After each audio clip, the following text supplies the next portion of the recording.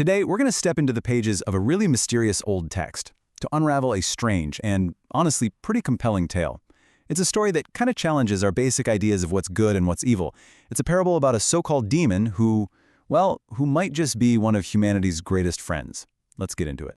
Our story kicks off right here, inside a 17th century grimoire called the Ars Goetia. Now, you have to remember, this was an era when people were obsessed with order, with cataloging literally everything in the known world. And yeah, even the unknown. So it's no surprise they made these super detailed lists of supernatural beings. Our guy is Barbatorus, number 7 out of 72. And that description, it sounds pretty formidable, right? A great duke commanding kings and armies. But with Barbatorus, things are never, ever what they seem. And right here is the central puzzle of our story.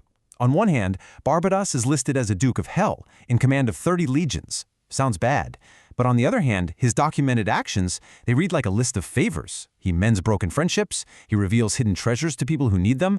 I mean, these are not the acts of a malevolent spirit, they're acts of kindness, of profound help. So what in the world is going on here?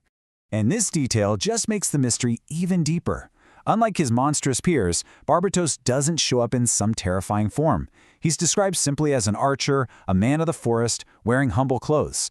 This really relatable, almost human appearance makes him a total outlier, someone who just doesn't fit the demonic mold at all. This brings us to what might be the most compelling part of his story. If he doesn't look like a demon, and he doesn't act like a demon, could it be that he wasn't one to begin with? This leads us straight to the theory of his holy origins. Okay, so to really understand this theory, we first have to understand the order of virtues.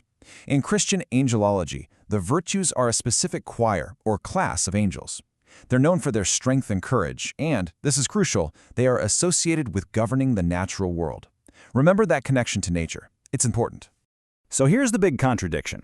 Despite supposedly coming from a holy order, one that's tasked with maintaining the balance of the natural world, he's listed here as commanding 30 legions of hell.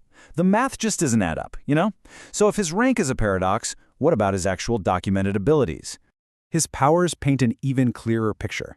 He teaches the language of animals, a power that's deeply connected to the natural world. He reveals treasures hidden by magic. He gives knowledge of the past and future. And his signature move? He reconciles friends and people in power. Do you see a pattern here? Every single one of these abilities is about providing knowledge, restoring harmony, and offering help. Not one, not a single one, is about causing harm. Now you might be thinking, okay, this is just one weird entry in one old book. But the thing is, this benevolent portrayal of Barbatos isn't some isolated case. When we look across other historical texts, we see the same selfless spirit pop up again and again. The historical record is actually remarkably consistent. As early as 1577, Johann Weyer's really influential text on demonology explicitly says that Barbatos was once part of the order of Virtues. A century later, the Ars Goetia solidifies all his helpful abilities. And then, by 1818, Colin de Platzi's famous Dictionnaire Infernal, the Infernal Dictionary, goes even further. It compares him not to other demons, but to well-known folk heroes. And who are these folk heroes? We're talking about figures like Robin Hood, the noble outlaw who helps the poor, and Jack of the Green, a spirit that basically represents nature, rebirth, and the forest. These comparisons just reinforce his character as a protector of the little guy and a guardian of the natural world, themes that are tied directly to the very definition of the order of virtues. So the takeaway is pretty clear. Across centuries of esoteric literature, the consensus on Barbatos is consistent. Despite his demonic title, he is always portrayed as having a selfless nature, one that is far more interested in helping humanity than in harming it. And this all brings us to the climax of our parable, to the central, unresolved question that's right at the heart of his story. If he was once an angel, how did he fall? Or maybe a more provocative question, did he fall at all? I mean, when you lay it all out, the conflict is just obvious. His origin, the angelic order of virtues. His demonic role, a great duke. His reported actions, consistently helpful. The pieces just don't fit into our neat little categories of good and evil. It creates this puzzle that historians have been wrestling with for centuries. So we have to ask the ultimate question.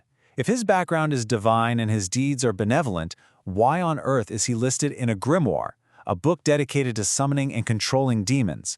What happened? Well, there are a few compelling theories. The first is that it was a simple mistake, made in an age that was obsessed with classification. Maybe early demonologists, in their kind of scientific rush to categorize the supernatural, just mislabeled an ancient nature spirit as a demon. The second theory is a bit more poetic, a symbolic fall. Maybe Barbatos didn't fall out of pride or rebellion, but willingly chose to descend to be closer to humanity, to help us directly. And the third theory is a warning, a cautionary tale about how even the most virtuous beings can be mislabeled and misunderstood by history. And so, we're left with the parable of the virtuous duke. And it leaves us with a final, provocative question that echoes far beyond these ancient books.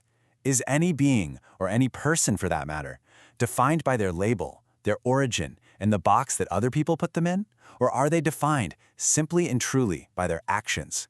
That's the real mystery.